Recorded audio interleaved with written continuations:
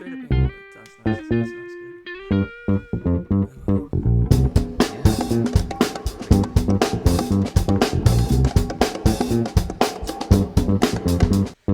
And we're back, my friends. Welcome. Thank you so much for coming. Unfortunately, we have been a Stitcher exclusive for the last month, 2 months. I feel like it's been a long time. Nobody followed there, and they were actually just bought by SiriusXM. No. So SiriusXM is shutting down the service.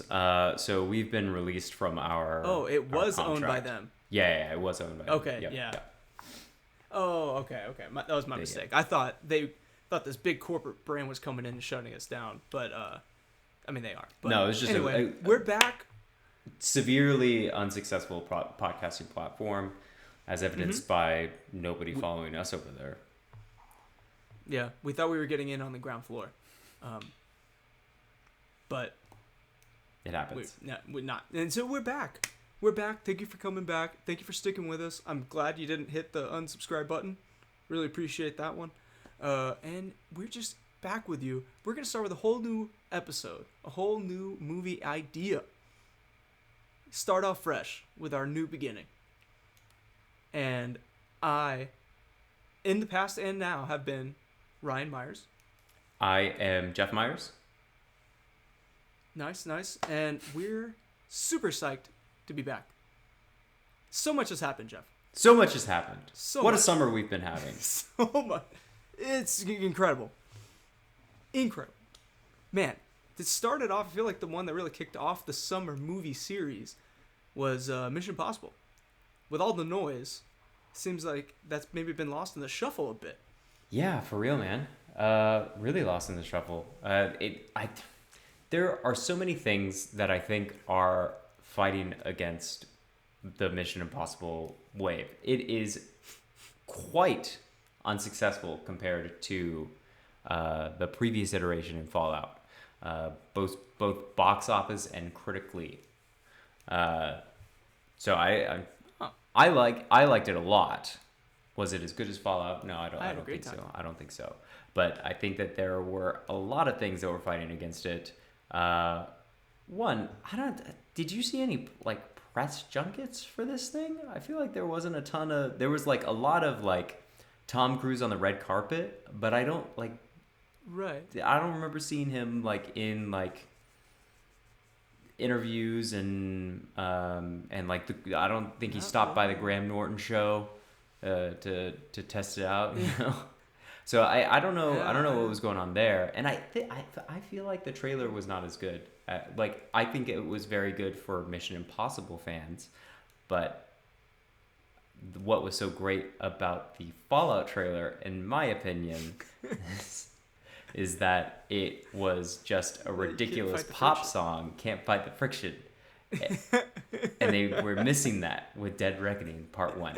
And I think that the Part 1-ness of it also played against it. Okay. Yeah.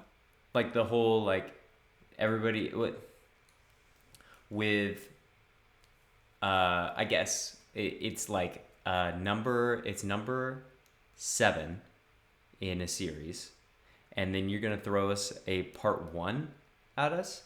It feels kind of overwhelming to jump in at number 7 and Part 1 of 2. I wonder if Part 2 will fare better, if they'll have a different marketing campaign around it, if they'll push it a little bit more, or if they'll just say, you know what, Mission Impossible, maybe it's seen its day. But at the same time, we're also talking about a movie that's made $500 million. So it's not. Yeah. It's done all right. It was well received by critics, just not as well as Fallout. I don't think it was as well received as Fallout. Fallout, I think made $800 million or something like that. So it is but as far underperforming as the critics box office wise. Oh, critics wise? Yeah. I'm not sure. Okay. Because I know Dead Reckoning Part 1 was well received. I think so. Critically.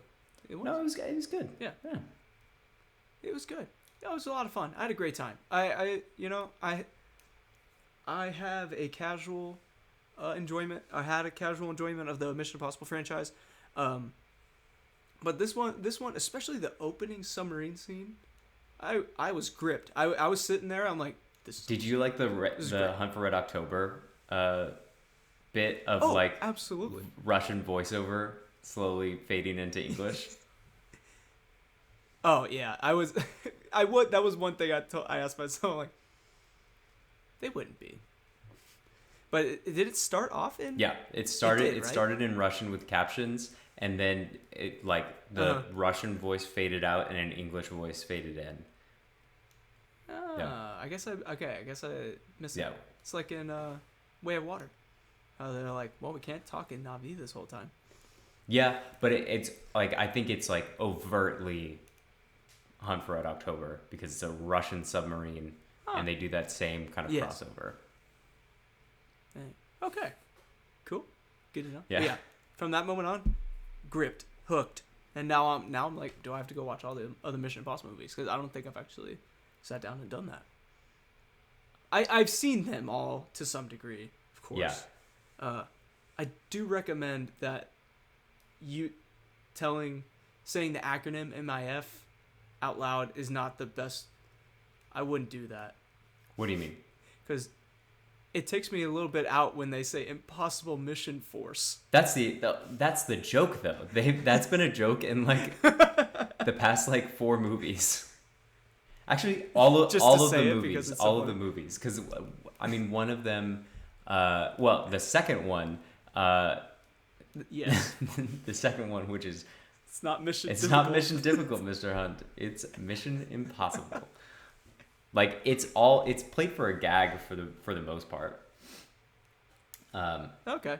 But I recently have done the full rewatch. Excellent. Highly recommend. Yeah, James Bond who? Exactly. We're talking about Ethan Hunt. But it's really it's a really interesting movie franchise because the first one is like there's an arc of each director getting their hands on it and doing it a little bit in their own style. The second one was less successful at this, even though I love the third one, and I think it's one of the best ones. It was the least successful at the box office. Oh, was it? Were people just? Do you think they had a bad taste in their mouth after the second one? I think so. I think that the second one was pretty successful off the back of the first one, and Tom Cruise being an insane star. And then I think the third one was maybe a little bit Cruise fatigue, coupled with the second one wasn't that great. Yeah. But I distinctly remember growing up seeing the second one so many times. Not like fully all the way through. Like I couldn't tell you like what happens in it. Honestly, I watched it last week and still couldn't tell you the plot of the second one. But I distinctly remember the fake out with where he puts the henchman in a Tom Cruise mask and tapes his mouth shut and then has the villain kill his friend. Dude, unreal. Distinctly remember that. I guess I gotta watch the second one again. Dude, go just watch them through because it's quite a journey. And the second one has a lot of style to it. Like it's like kind of operatic. It's like it's the same director of Face Off, John Woo. Oh yeah. Yeah. So it's like a little bit more flamboyant than the rest of the series. Interesting. Yeah. Man. But was it like on TNT or FX? It was something. I feel like it was something like that. I feel like it was like a cheap rerun. Yeah. Yeah. Right. Yeah. Man. Well, those were you mentioned some of the things kind of hindering the box office performance of Mission Impossible: Dead Reckoning Part 1. Because who could have seen Barbenheimer coming. I know your ears are like, if I hear Barbenheimer one more time, I'm gonna throw up, understandably so. But what the heck happened? That was the weirdest thing It's so I've ever bizarre. seen. It's so bizarre. It's fueled. So bizarre. It's fueled ridiculous box office numbers for movies that probably have no Ridiculous. business making as much as they have. But my I God. personally love both of them. I saw them on back-to-back nights the opening weekend, Okay. and it's just such a weird confluence of two very specific hard genre movies that capture the zeitgeist, and the disparity in tone and like imagery between the two like really just captured the attention of everyone. It's crazy. Everyone. And Yeah. I'm scared that studios will take the wrong lesson from this and try to recreate by pairing bizarrely different movies opening on the same weekend and trying to like create conversation around that. Maybe, yeah. Well, apparently this dredged up. In 2008, apparently Dark Knight came out with Mamma Mia. Somebody. Oh the yeah. same weekend. I have no recollection of that. If that. No, I wasn't did culturally similar aware at that things, point. The only thing I really remember No, from me the Dark neither. Knight, like the opening and it being in theaters, its theatrical run. Because I don't know if I saw it in theaters. I don't know if I did either. I know I saw Dark Knight Rises in theaters. Yes, I definitely did. I know that. But I just remember the giant "I believe in Harvey Dent" signs, like the billboards and I stuff. believe in Harvey Dent. I wish I could have been understanding what was going on for that Same. marketing campaign, because that sounds freaking awesome. Yeah. Man, but it's also I haven't seen Barbie. Apologies, I have seen Oppenheimer 2 times. But I very much like that there was so much hype around these two movies, and they were not dead on arrival. They just continued to go up. Like, it was, people loved them. It's still going. Tons of people went to go see them. Still going. There was people I went Thursday night of opening weekend to Oppenheimer, and there was people in there who I have a strong feeling that if the Barbenheimer was not a thing, they would not have been in there. 100%. And vice versa, probably too. Yeah. Warner Brothers, in their attempt to spite Christopher Nolan, ended up giving him his largest opening ever. I believe The Dark Knight made There's some more, stats. but this is unprecedented for an R-rated film. Yes, absolutely. There was Joker, and that's the only other one that's been able to do anything. And, like this. and Joker that's, made $1 billion. Yeah, and that's super IP based. Yes. Oh yeah. So it is also great. I know Barbie is based on a toy, but to see two largely original movies do this well makes me feel really good. Non-sequels. Non-sequels, non-superhero. Because I just think people are ready for something fresh. I ready agree. for something new. Yeah. I fully agree. Yeah. And then But that does take us into the yeah. Yeah, I mean, after those two came out, we also had The Haunted Mansion. We also had Comedy of the Year 2023 Haunted Mansion come out with a stellar cast. Outstanding cast. Outstanding cast. Oh, another great time. Another Rotten Tomatoes, figure it out over there. Yeah, what's going on with that? What are you doing? You're trying to rain on the parade. I see you. What are you doing? Live and let live, man. I think understand? it's incorrect. And I think that there's a lot of people Totally correct. social media too that are unfairly bashing this movie because it is a delight. I loved it so much. There are points where I was like, who is this movie for? Because it's like yes. it has moments of like just incredible like just kid humor, like just really goofy, and then it's actually like decently scary. There are moments like, it is pretty early on where I was like, I'm not about this. Kind of, yeah.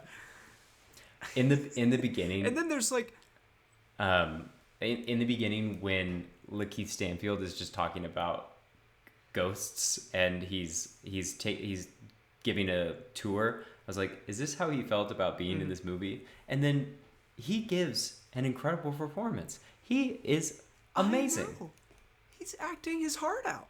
Yeah. Oh my gosh. I will say that he might have been a dramatic step. Well, I don't want to say that, but it did feel like his. Maybe it's just he was more powerful than the others. But yeah, there's like you're saying with all the whiplash of genre that we were going through the whole time, where it gets seriously dramatic and sad, very sad. Yeah. And he's crying. We're gonna spoil. I'm gonna spoil this just a little bit. The plot hinges on Jared Leto's ghost trying to convince members of this household to commit suicide. Yeah. Right? Commit suicide or murder. I mean, he is communicating with a child from the beyond, posing as this child's dead father, telling him to come join him in the afterlife. This is based on a Disneyland ride. Yeah, and also it has a scene with Danny DeVito catching shrimp in his mouth. Or egg? Wearing a transparent raincoat. What was the outfit? Dude, Danny DeVito's wardrobe was incredible in this movie. Dude, this movie is so good. I don't understand how people didn't like it. But the kid was great. The kid was great. He was fun. Yeah. I know. Yeah. Especially because I don't know. Kid actors as of late have not really been doing it. I don't know, but yeah, he did a great job of capturing the humor and fear, because there's some serious fear. Oh, yeah. Owen Wilson, bring the heat. Tiffany Haddish was fun. Tiffany Haddish was fun. I don't usually love Tiffany Haddish, but that was the role she was born to play. I will say, she was a great Louisiana medium. Also fun. I like the Louisiana piece of it because it's in New Orleans Square and Magic Kingdom in Disneyland. Yes. And also for you non-Disney World people out there, I am pretty sure, I am like 90% sure that Crump, is it with a P? Jared Leto's character. Crump Manor, I believe, is what the Disney World Haunted Mansion looks like. Hey, nice. Yes. I'm all but certain that's what it looked like. Now, so I was like, nice nod there. After I watched it, I did go into the trivia section, and it was talking about Guillermo del Toro was originally attached to the project, and that would have been a very different spin. I don't know why the folks at Disney thought that was a good fit for this Disneyland ride, but then I did watch that movie, and it was a considerable chunk of it was about suicide. So, Yeah. Well, I mean, I feel like with this, There, I mean, like, was Gore Verbinski the right guy for Pirates of the Caribbean? I mean, he was. We all know that now. But for a Disneyland ride about pirates, Yeah. who would have Who would thunk? have thunk? So I wonder if I mean, those movies made so much. The Pirates movies made so much money for Disney, and their latest have done okay. I mean, like Jungle Cruise, I think did okay. Yeah. Haunted Mansion's not doing that well. They're I doing a lot of reassessing over at the House of Mouse. I don't know if you saw their latest earnings call, but it was like, we're gonna raise prices on Disney Plus. We're going to focus less on volume, on Marvel and Star Wars stuff. So there is some creative and business decisions that are being made, and with the actors and writers strike hanging over the balance of the whole thing. So that scares me. The longer that goes on, we're gonna hit a dry spell. Whenever, I mean, like, whatever the process. I'm not exactly sure what the typical time frame of production is, but no one's been writing anything. No one's been acting in anything for a couple months now. Yeah. A month and a half. Month and a half, something like that. So that's kind of scary. Yeah. We'll see. We'll see. Yeah, we will see. Well, I mean, that is the near term, right? Should we discuss something that's not coming soon? Something further out? Because we're still writing. We're still writing. These guys have stopped, I guess, but we're still here. We're still here. I'm not selling anything, so I'm not a scab. No. We're not breaking any. No. Mm-mm. No. But we're still here. That thought did cross my mind on how now is probably a better time than most to get hired into a studio. No, I'm not. But No. Solidarity.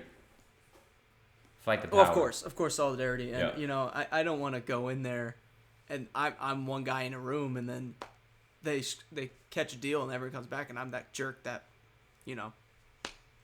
was compromising. So right. Well, I don't want to be that guy. It's just a conversation. We're just talking. It's just talking. So but let's get it. Yeah, so I think we have a brand new story for you. I don't know where we left our previous story with Stitcher, but I guess we're just gonna do a little hard reset right now. Yeah, they are deleting all content that was on Stitcher, and we can't get it back. We had to give negatives and everything. It's just gone. Contractually obligated. About it. Yeah, unfortunately. NDAs and. Yeah, but we're here now. We've been severance. given our rights fully back for all future episodes and episodes prior to the Stitcher deal. So we are independent once more. And that's how we want it. That is how we want it. We shouldn't have sold out. Don't sell out. That's the lesson. Okay, so here's my new take. New take, new story, new thing for you. So, yeah, do it to him. You know how I love movies that don't tell you what they're about until about like 30 minutes in. I'm aware of your affinity, yes. So, okay, I'm just gonna lay the concept out for you, and then we'll flesh everything out. So I just want a normal person. Yeah. And the origin of this idea is from the first Mission Impossible. All right. In the first Mission Impossible, Ethan Hunt is conversing with an anonymous contact who has made a deal with somebody who has burned him. So he's posing as this person, making contact with an arms dealer, and the arms dealer tells him the arms dealer has no idea who Ethan Hunt is, who he looks like, or what he looks like. He is told, go to this convenience store, buy this particular thing, and then walk outside and ask the man on the bench for a match. My proposal is that we have a normal person accidentally do those things.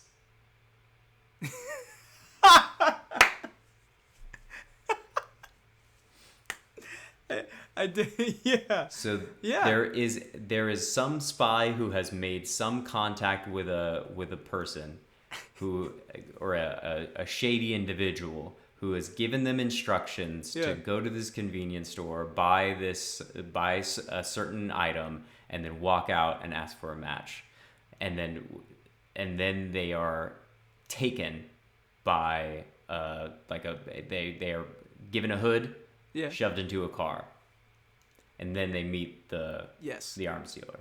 So that is Alright. my concept. And that's where Yes. that's the idea, and I wanted to discuss with you how we form the beginning and how we form the back 2/3.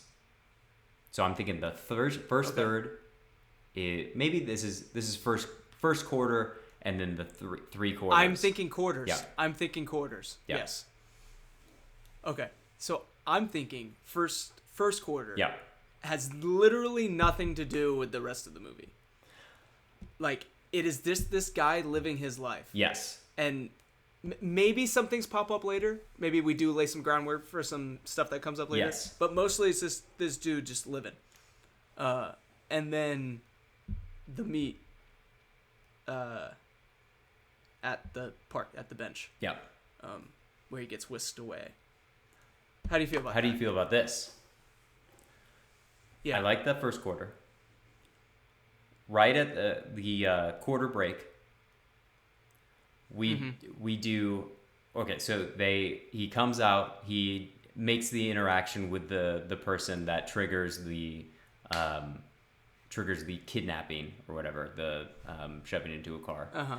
And then we cut and do like 12 hours later and go from the spy's perspective who has met this. Oh, sorry, earlier. 12 hours earlier. 12 hours earlier. Yeah, Okay. 12 hours earlier. Yes, okay.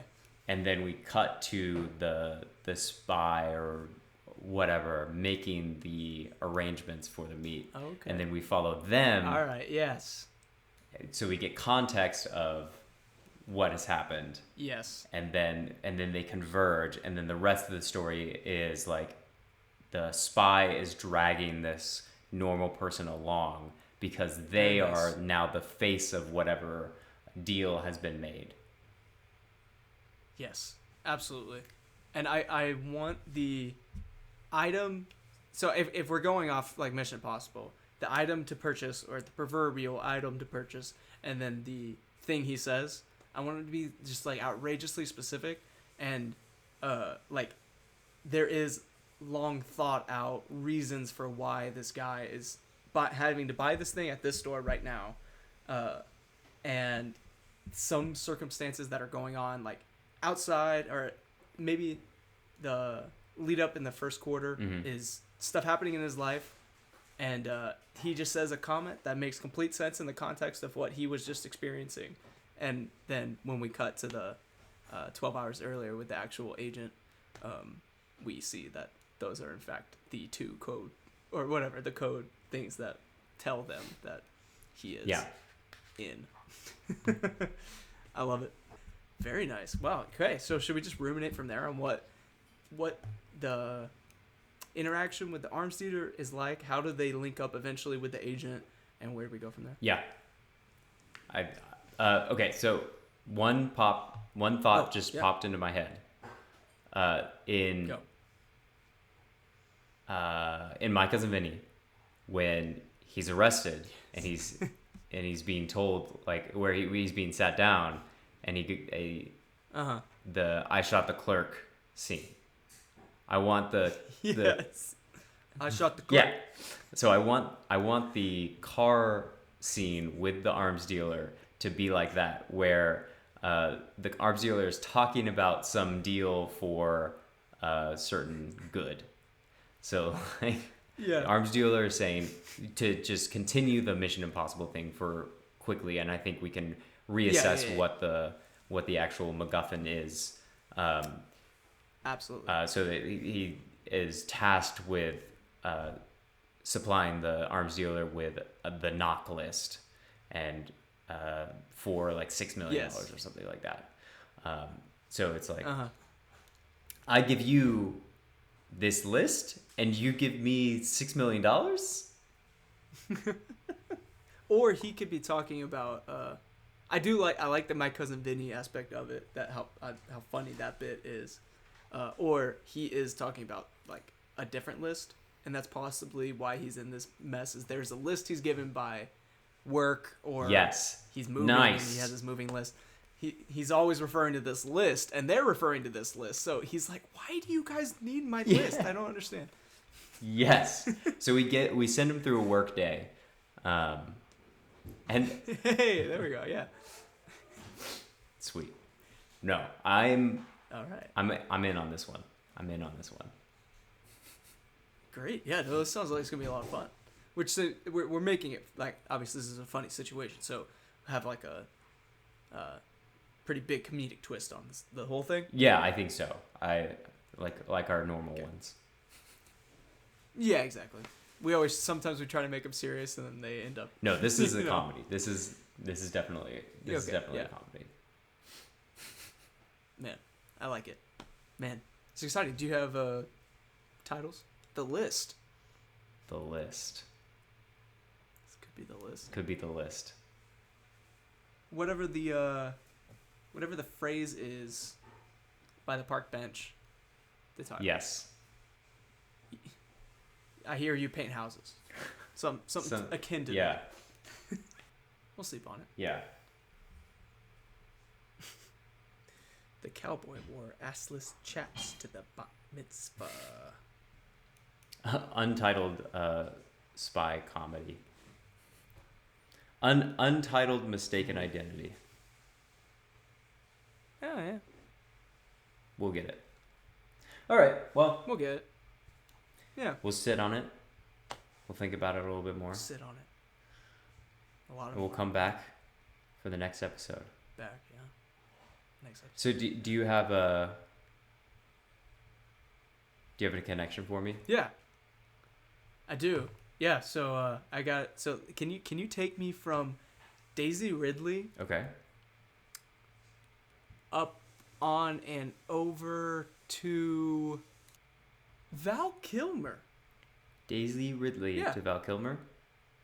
I think, unfortunately, this is gonna be. I made that too easy, didn't I? Too easy. You made it. No, I did. Wait, you know what you're doing. Yeah, I know exactly what I'm doing. You know, you probably okay. Well, they can't all be winners, so just enlighten the people who don't already know. Yeah, so I'll just go ahead and go from Daisy Ridley, who starred in Chaos Walking with Tom Holland, who was in Spider-Man Homecoming with Robert Downey Jr., who was in Kiss Kiss Bang Bang with Val Kilmer. Okay. I feel a little bit better that you didn't go my path. Okay. So my path wasn't obvious. A different path was obvious, but that's the risk of the work we do. I had Daisy Ridley in Murder on the Orient Express. I have not seen it. With Kenneth. It's fun. That's fun. Death on the Nile is also fun if you get past that Armie Hammer bit of it all. Have you seen this trailer for? Yes, Murder in Venice, Haunting in Venice. Haunting in Venice. Okay, I've seen two trailers for this thing. Yeah. The first trailer started as like an Exorcist, like really creepy, haunting. Like really creepy, where Michelle Yeoh is like a medium and is like summoning spirits, and it was terrifying. And then suddenly Kenneth Branagh, it's revealed that it's one in this series, which is typically been a little bit lighter, and it was really jarring. Yes. And then I saw a second trailer where he is right at the beginning, so it's obvious that it's part of the series right from the jump. So I'm wondering if they are splitting the difference, not splitting the difference, but they're like towing both lines. and trying to, maybe, I don't know, experiment with what they reveal early on. But yeah, shotgun approach to marketing. yeah, really. Yeah. Like I enjoyed, because like, I was like, yeah, that's definitely him. That's definitely that character. Yeah. I'm not. That's not a knock. Like that's him. What is he doing in this horror movie? yeah, 100%. Yeah, that's weird. But continue anyway, your Daisy connection. Ridley, Murder on the Orient Express, Kenneth Branagh in that, who is also in Oppenheimer with Robert Downey Jr. Who is in Kiss Kiss Bang Bang with Val Kilmer. Not bad. Have you seen Chaos Walking? You did. I haven't seen Chaos Walking. It's fine to skip. Okay. Yeah. Troubled production. I think that both Daisy Ridley and Tom Holland were very busy with Star Wars and Marvel, and they had to do a lot of reshoots. And there's like, Never a good in sign. that period of time in their lives, there's a good amount of change that happens just with the body naturally as you as you age 6 months to a year.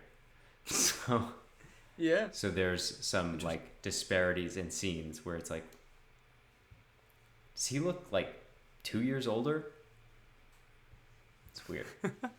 And they both progress in their well, I think just Tom Holland is doing an American accent in the movie, so he has a better American accent at times. Yeah. Wow. So they were like, Daisy, go for it, but Tom, no, you got it. Yeah, I think that there's. I'm assuming it's based on source material. Is the reason for that? I don't know. I think that it's kind of similar to, in Star Wars, where Daisy Ridley just has her accent, but John Boyega has to have an American accent as a stormtrooper. So, do you think Daisy Ridley just can't do an American accent? I'm sure she can do an American accent. I don't know. I've never. I don't. I mean, think- she yeah, has to. I'm sure, right? I think. She's got Yeah. to, right? Yeah, absolutely. No, totally. She definitely can. Yeah. I was having a fun throwback thought the other day about how she's in one episode of Toast of London with Matt Berry. Look up Toast of Tinseltown. Toast of Tinseltown. They did a season last year where he goes to LA. And you have to watch it on a VPN on the BBC's website. I haven't been able to access it yet. But oh my there is another gosh. season of Amazing. Toast of London out there. What? Wow. Incredible. That's exciting. Yeah. Huh. So that's your homework. I was playing with a VPN. Okay. Yeah, that definitely is my homework. Why was I doing this? I was playing with a VPN and I was jumping to different countries and I don't remember how I was doing that. Because I could never get the freaking VPN to work on my phone. Anyway. Okay. Wow, that's really exciting. Yeah. For those of you who don't know, Matt Berry is in a British television show called Toast of London, which was on Netflix for a time, like US Netflix. Yeah. So I hope you stumbled upon it because it is hilarious. That man can say anything, and I will laugh. So I was thinking about that, and then like how he's in Christopher Robin. I haven't seen Christopher Ewan Robin. McGregor. Oh, it's adorable. All You should right, watch it. Yeah, I'll check it out. He's a constable. Oh, of course he is. And obviously he can't swear, but his face looks like he's just like always waiting to say some colorful language. Man, great. And What We Do in the Shadows out now, of course. Check it out. Impeccable television. Keeps getting funnier. I don't understand how they can. It's incredible. Keep doing it. It's so fun. So, yeah. Wow. Okay. That was a great segue back in, I feel like. To the people who aren't familiar with all the episodes we recorded and posted and, edited, like, we did all of those. Mm-hmm. And now we're back. And this just felt good. Back in the saddle again. back in black. In the sack. In the saddle. In the saddle. About to take. I have been Ryan for this episode. I have been Jeff this episode. Yes. Mm. I think you did. I do take us out. Do we flip? Yep. No, you're Okay. right. I'm taking us out, and I just forgot because on Stitcher we didn't have to do this. No. Yeah.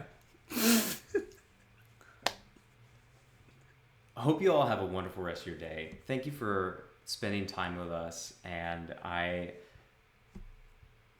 just so grateful for all of you, and I hope you stay good and close the door on your toe, and we'll see you next time. What? We settled on one. What did we settle on? Hope you get to where you're going. I hope you did.